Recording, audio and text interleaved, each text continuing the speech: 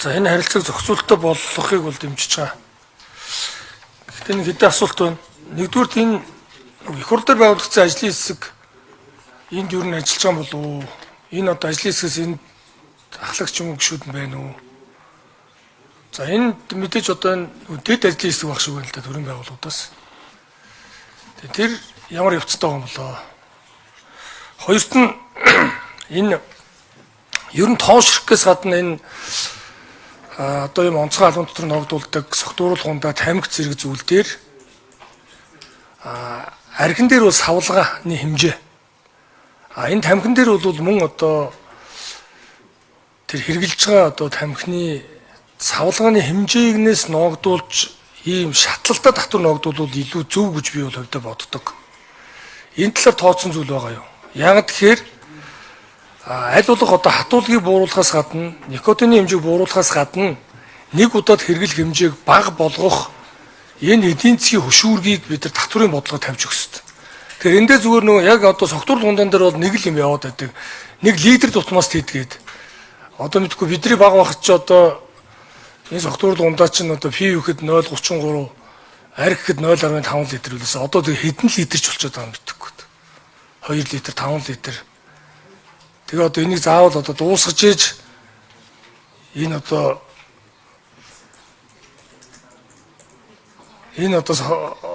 хорт одоо зуршил гэж хэлж болох хэрэглэхгүй байсан ч хүн амьдрж болохоор энэ зүйл дээр л онцгой албант ногдуулдаг.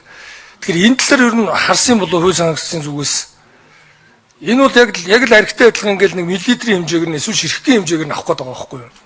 Яг ийм уламжлалт ингэ өөрчиж болохгүй хуучин арга барилаар хэдий утал явах юм бэ? Нэг хоёрт нь гуравт нь лаборатори ер нь цаашдаа чадвар сайжруулах шаардлага байгаа юу? Одоо ингээд одоо болоод байдаг цаашдаа ингээ үр дагавар гарна штэ.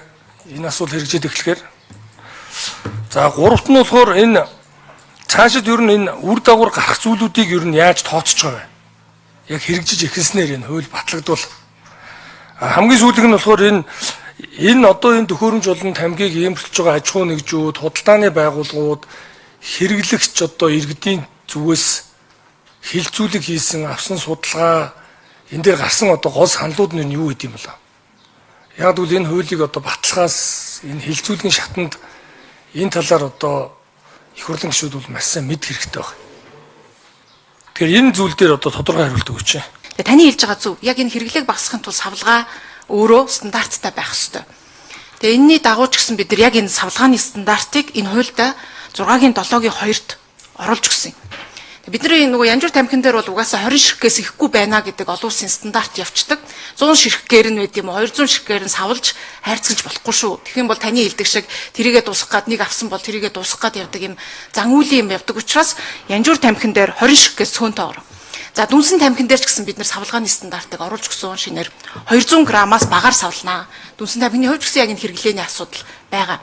За шинэ төрлийн тамхин бүтээгдэхүүн буюу тэр электрон тамхины хувьд бол яг бид нар энэ дээр нөгөө манай сая ажлын дэдгсгээс хариуллаа. Одоо чи манад бол нэг хятадын хэдхэн үйлдвэрээс зах замбраагүй ямар стандартгүй бүтээгдэхүүнүүд орж ирж байгаа. Хятадын ерөнхий 5 бүтээгдэхүүнээс манай зах зээл 98% нь орж ирж байгаа байхгүй юу? Хятад дотроо хоригдсон зөвхөн экспортын шин чанартай гадаад улсад гаргадаг.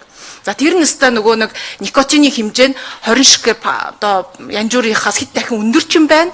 Тэнцүүч байна, багч байна. Ерөөсөө энэ дээр нөгөө ямар нэгэн стандарт байхгүй болохоор соосог шиг угжаад байх юм бол нөгөө янжуурын юу гэдэг нэг хайрцаг биш бараг 4 хайрцаг татсантай хэмжээтэй одоо никотиныг бас авах юм боломжтой савлгаануудтай байгаа. Тэгээ энийг шийдэх гээд угаасаа Европын холбооноос савлгааны стандартыг гаргасан байдаг EU директор. Тэгээ энийг бид нар бас Монгол улстай авъя. Электрон тамхины шингэний хэмжээ нь 2 мл-ээс илүүгүй, цэнэглэг шингэнийхэн савлгаа нь 10 мл-ээс илүүгүй. За тэгээ шингэндэх никотины агуулмж нь 1 мл-т 20 мг-аас илүүгүй байна гэдэг никотиных нь бүр стандарт дээд хэмжээг нь оруулаад өгч байгаа.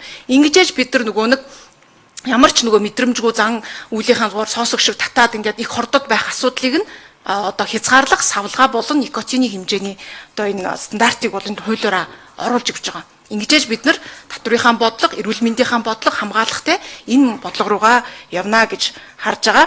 Тэгээ хяналтын энэ хууль батлагдсны дараа гол асуудал биднээс оруулж өгсөн юм нь архин дээр хэрэгжиж байгаа энэ акцийн асуудал байгаа. Одоо бол нөгөө хурамч архи байхгүй тулд үйлдвэрлэгчтэй нь яриад импортын хувьд ч гэсэн татврын газраас онцгой юм баркодтой акц гэдэг. За энийг ч гэсэн энэ тамхин бүтээгдэхүүнүүд дээр оруулж өгч байгаа. Тэгэхээр одоо гайлын байгууллагаас татврынхан маань тухайн үйлдвэрлэгчтэй манай Монгол улсд бол үйлдвэрлэгч ганц нэг хоёрхан байгаа шүү дээ, үйлдвэрлэлийн хэмжээ нь бага.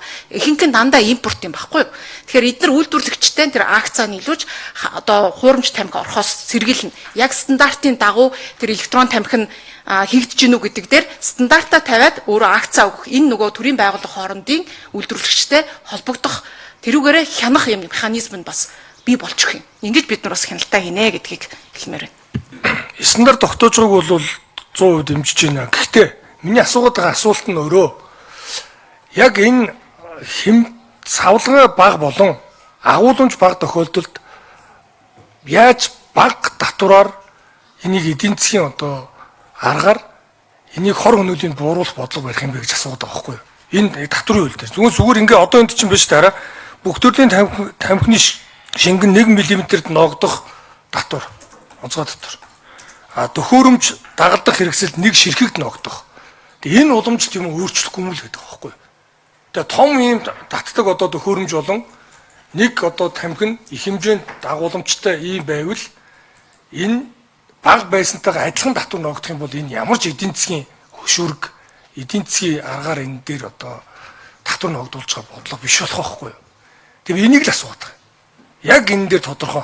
Тэгээ дээр нь би зөндөө асуулт асуусан. Юу байнгын орон дараад хэлэхэд энэ дээр хариулт авмаар байна. Яг гол тодорхой хариулт. Янз бүрийн тайлбаргүйгээр энэ хэрэгжээд эхлэхээр гарах үр дагаврыг тооцсон уу? За мөн одоо импортлж байгаа аж ахуй нэгжүүд, хэрэглэгч, худалдааны байгууллагууд ямар саналтай байгаа юм?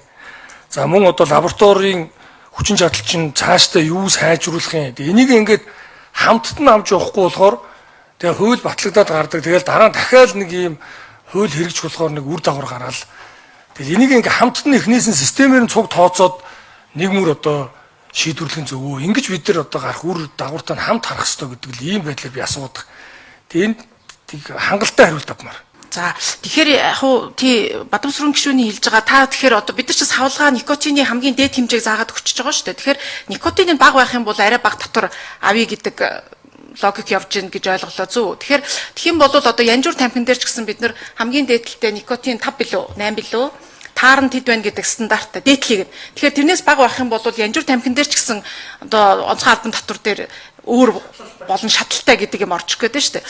Тэгэхээр энэ яг уу юм байл л дээ. Эрүүл мэндийн бодлого талаасаа бол тамхин бүтээгдэхүүн тэр чинь бол нөгөө дадалд үүсгэж байгаа, донтолд үүсгэж байгаа арга хэлбэр эдрээсээ хамаарат тэр шаталтай байх биш.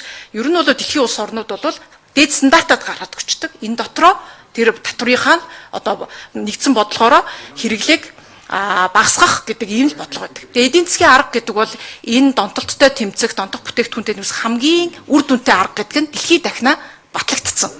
Тамхины одоо үн өсөх тусам ялангуяа хүүхэд залуучуудын хувьд байнгын орлогогүй хүүхдүүдийн хувьд бол энэ одоо бүтээгдэхүүн рүү татагдах, орох хүртээмж нь одоо тий багасах явдал бол маш сайн үр нөлөөтэй байдаг гэдгийг болов бид нар судалгаагаар дэлхийд дахинд ч гэсэн харсан. Монгол улсад ч гэсэн энэ одоо паттерн бол ажиглагдж байгаа маа. Тэгэхээр энэ бол тийм бодлого бол дэлхийд дахинд байхгүй ингэсэн. За хилцүүлгийн явцад би хууль санаачлагчийн хувьд бас энэ асуудлыг хэлж хахад олон газраас санал ирсэн. За яг тамир импортлогч нараас үйлдвэрлэгч нараас гэдэг те. Тэгэхээр мэдээж эдгээр бол бизнесийн эрх ашиг хамгаалахын тулд саналуудаа өгдөг. Гэхдээ бидний тамхины хяналтын тухай хууль бидний нэгдэн орсон одоо энэ конвенцэд олон улсын конвенцэд дэлхийд дахина тамхи үйлдвэрлэгч импортлогч нар маш хүчтэй лобби явуулдаг учраас төрийн бодлого гаргахад тамхины хяналтын тухай хууль боловсруулж явж байхад яг энэ импортлогч үйлдвэрлэгч нараас ашиг сонирхолтлын зөрчилтэй санал ирэх юм бол авахаас татгалзах үүрэгтэй гэд биднэрт үүрэг байдаг байхгүй юу. Тэгэхээр бид нар бол ажлын хэсгийн гишүүдийн хүрээнд бид нар авч бүгдээрийнх нь уулзсан саналын сонссон. За энэ дээрээс бол галлийн төв лабораторийн дараа сэрэмжимд би болохоор энэ галлийн лабораторийг чадахчлах шаардлагатай гэдэг тал дээр хэлбэр байна. Мэдээж хэрэг одоо энэ тамхины ялангуяа шинээр орж ирж байгаа бүтээгдэхүүн дотор одоо веб дотор маань ганцхан никотин биш, өшөө дээрээс нь одоо гэлцрийн, пропилен гликол, за тэгээд амт үнээр оруулагч гээд олон одоо химийн бодистой нийтлүүд байгаа. Тэгэхээр энийг бид нар нарийн шинжилгээ болохын тулд чадахжуулах шаардлагатай.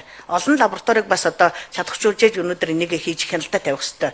За дээрээс нь бас тамхины бүтээгдэхүүн, тамхин бүтээгдэхүүн дотор байгаа, ялангуяа анжуур тамхин дотор байгаа бид нар пестицидийн үлдэгдлийг илүү нарийн тодорхойлдог болох хэрэгтэй байгаа. Тэгжээж өнөөдөр нөгөө түрүүний яриад байсан түүхийн эд чинь тамхин бүтээгдэхүүний чинь түүхийн чинь пестицидийн үлдэгдлэр хэр зэрэг сайн чанартай одоо тамхин бүтээгдэхүүн байгаа вэ гэдгийг тодорхойлох боломжтой учраас энэ лабораторийн чадхыг бол одоо чадварлах шаардлагатай гэдэгтэр гэж хэлмээр байна. Түрүүн би бас дараагийн 2 дахь асуудал нь болохоор намжим гишүүний хэлсэн дээр хэлмээр байна. Юу гэж хэлж байгааг гэхээр ер нь одоо веб тамхинууд маань никотин ягаламж нь 2% анх орж ирж байсан одоо 3%, 5% болсон. Тэгэхээр бид нар бол никотиныхаа агуулмжийг энд 20 мг гэж бууруулж одоо хамгийн эцсийнх нь 2%-аас ихгүй байна гэж хамгийн доотлогыг тавьж гисэн. Тэрнээс 3%, 5%-ыг айлхаар хязгаарлаад айлхаар тэр өндөр никотинтай тамхиг оруулж ирэхгүй байх талаас нь оруулж ирсэн байгаа. За түрүүн би нөгөө яг лабораторич нь яг шинжилгээгээ хийж чадж байгаа мó цааш яах юм бэ гэж асуугаадсан. Тэгээд олигтой хариулт авч чадаагүй. Тэгээд наа чи яг ингээд яг хортой бодис нь яг юу байгаа юм. Энээс нь хамаарч ямар одоо татвар ногдуулсан гэдэг тарилцыг зохицуулах гэж байгаа шүү дээ. Тэг эн чинь хангалтгүй байгаа байхгүй юу? Тийм учраас энэ эрүүл мэндийн сайдын буюу хариуцлагатай албан тушаалтны засгийн газрын одоо гишүүний санал дүгнэлтийг байнгын орон дээр сонсох ёстой гэж би үзэж байна. Тэгэхгүй бол энэ ингээд ажлын хэсэгт орсон нэг судлаач нэг лаборатори эхлэгч хоёр өөр юм яриад байгаа байхгүй. Тэгээ бид нар одоо аль нь итгэх юм? Тийм учраас эрүүл мэндийн сайд энийгээ сонсох ёстой. Би байнгын орооны дараад одоо ийм санал тавьж байна. Хоёрт нь энэ Бачаргал гишүүний хэлж байгаа үнэн шүү дээ. Татвараар зохицуулах гэдэг байгаа байхгүй юу? Арх хортой. Тэрэн дотор одоо спирт, бусад одоо хүний биед хортой элементүүд байгаа. Тийм учраас онцгой албан татврын хуулиар шимийн арх ПА2 бага татвартай. Коньяк, виски, цагаан арх нь өндөр татвартай. Тэгээ тэрэн шиг энэ тамхич нь өөрөө тэр одоо утаад тамхи, дүнсэн тамхи, энэ одоо шингэн тамхи, веб гэдэг байгаа энэ тамхинуудын чинь энэ хортой бодисын хэмжээнээс хамаараа татврыг ногдуулах асуудлыг би түрүүнээс шөндөд байгаа байхгүй. Тэгэнгүүт зарим одоо хуулийн ажлын хэсгийн гишүүд ингээд одоо хүүхдийн хөгжлийг дэмжинэ гэчээд одоо ийм яриад байгаа гэдэг. Ингээд ерөөс ингээд тийм айгүй тийм сонирн байдалтай ингээд хандаадах юм субъектив ерөөсөө тийм байхгүй. Би хэлсэн шүү дээ. Энэ зохицуулгын дэмжиж байгаа. Гэхдээ манай төсвийн байнгын ороо татврын асуудал дээр л гол нь саналаа өгч байгаа юм шүү дээ. Тийм учраас энэтэй холбоотой зүйл дээр анхаараа гэдэг зүйлийг хэлээд байгаа байхгүй юу? Тэгэхээр энэ нөгөө ийм одоо савл юу н хэмжээнээс нь хамаарсан. За дээр нь одоо тэр хортой бодисын агуулмжаас хамаарсан байдлаар татвараа тогтоох асуудал байгаа үстэй. Тэгэхээр ерөөсөө энэ нэг л тийм за магадгүй би одоо нөгөө хууль жишүүлгээр бас ойлгохгүй ч магадгүй. Гэхдээ бас практик энэ дээр чи одоо бас нэг ойлголт байна шүү дээ. Тэгэхээр энэ зүйл чинь ерөөсөө нэг тийм яг байга онохгүй байгаа даа. Энэ хилцүүлэг одоо их үр дүнтэй болох ёстой гэж үзэж байна. Тийм учраас би түрүүн бас асуусан номжим гүшүүнэ та бол хууль санаачлагч. Их хурлын даргын захирамжаар хуулийн ажлын хэсэг байгуулсан хилцүүлэл бэлдэх. Тэр ажлын хэсэг чи одоо энэ дээр хариуцах ёстой байхгүй юу? Тийм биз дээ. Зөвхөн хууль санаачлагч хариулж байгаа нөгөө талд нь хоёр судлаач хариулж байна. Тэгээ нэг хуулийн төслийг хилцүүл бэлдэх үүрэгтэй том ажлын хэсэг маань хариулах ёстой шүү дээ гол нь. Тэгэхээр эн чинь ингээ бүгд өөр өөр байгаа учраас ингээ бид нар нэгцэн ойлголт бол авч чадахгүй байгаа даа. За ер нь энэ тамхины одоо импорт болон дотоодын үйлдвэрлэлийн харьцаа ер нь хэд вэ? Өөрөөр хэлбэл дотоодын үйлдвэрээс ер нь дотоодын хэрэгцээнд хэдэн одоо үнийн дүнтэй ямар үнийн дүнтэй хэдэн ширхэг ийм тамхины төлөгддөг. Импортоор айл ал улсаас орж ирдэг. Одоо жишээлбэл Евразийн орнуудаас хэдэн хувь нь, бусад орноос хэдэн хувь нь ийм одоо статистик мэдээлэл байна уу? Нэг хоёрдугаар ер нь сүүлийн одоо жилүүдийн байдлаар тамхины одоо импорт болон тамхины хэрэглээ нэмэгдэж байгаа юу, буурж байгаа юу? Тэгээ энэ нөгөө нэг үзүү статистикийн тоо баримтаа уялдаж энэ татврын асуудал бас яригдах хэрэгтэй байх л та. Яг ганцхан Евразаар бол авч үзэж бас болохгүй бах. Гэхдээ Евразийн хэлцээрийн дагуу зарим төрлийн тамхиуд нь ингээд татваргүй орж ирэхээр за энийг одоо онцгой албан дотор зохицуулъя гэдэг ийм одоо бодлогыг одоо холбогдох байгууллага засгийн газар баримталж байгаа байна гэж ойлголоо.